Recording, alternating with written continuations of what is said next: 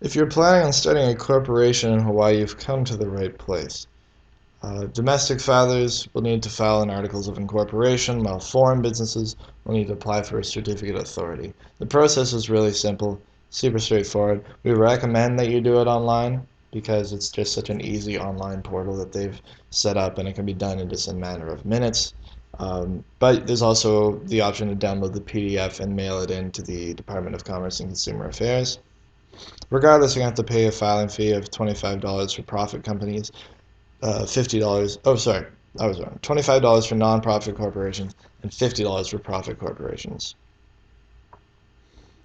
So let's just briefly go over how to file. First thing you want to do, if you're a foreign corporation, obviously you're already operating under a name. If you're a domestic corporation, first step you're going to do is choose a name and see if that name is already in use in the state of Hawaii by doing a business entity search of the name database. You can do so by clicking on this link. You'll be presented with a tutorial. It's super straightforward. Also, you can perform a name reservation. This is especially useful for foreign corporations who want to prevent other businesses from filing under their name. So you can do a name reservation, and it'll maintain the rights to your name for a period of 120 days at the low cost of $8.50. So once you've taken care of the name, the next step is, of course, downloading either the PDF file or signing online and getting access to the proper forms. So we got domestic and foreign. This is the general tutorial. So we have the online process for each one of those, as well as the little walkthrough of the PDF application for either the Articles of Incorporation or the application for a Certificate of Authority. Once you've filled out the forms completely, if you're a foreign corporation, you're going to need to accompany your filing with a certificate of good standing from the initial state or company, or not company, country of original incorporation. This is going to have been issued 60 days prior to your filing with the state of Hawaii. And if you're planning on filing online, you'll be able to pay the filing fee online with a credit card. It'll just take a couple seconds.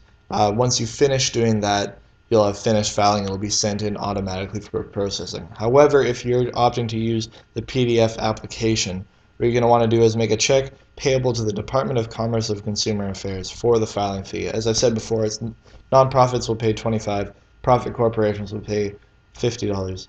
And that can be attached with all the other documents and sent into this address here, Business Registrations Division at this street in Honolulu, Hawaii. Once you've done that, you just await correspondence and you finish your part of the filing. A couple quick tips. Renewal. Every year, every business entity in the state of Hawaii has to file what's called an annual report, and it's just like what it sounds like. It'll update the Department of Commerce and Consumer Affairs with any of the business financial progress or any sort of changes in the management or location of the offices.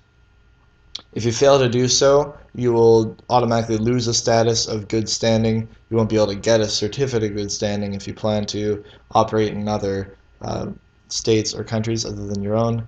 And if enough time passes, you'll definitely risk dissolution. Also, if you don't already have one, you're going to need to file for an employment identification number. The IRS is pretty much a social security number for corporations, businesses, and partnerships. With that one, you're not going to be able to do any sort of financial transaction. You won't be able to open checking or savings accounts. You won't be able to file for corporate credit cards. They'll be rejected whenever you try to do that.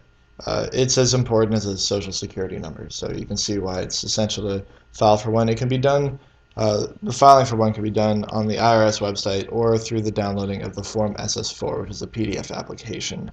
And finally, we recommend that you file a corporate bylaws under which your company will operate.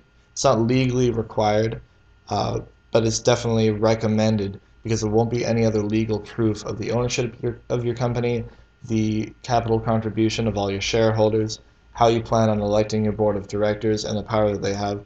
Any provision pertaining to the management or the government of your company will be contained in the corporate bylaws. If you want a free template for this, you can click on this link here and it will present you with one.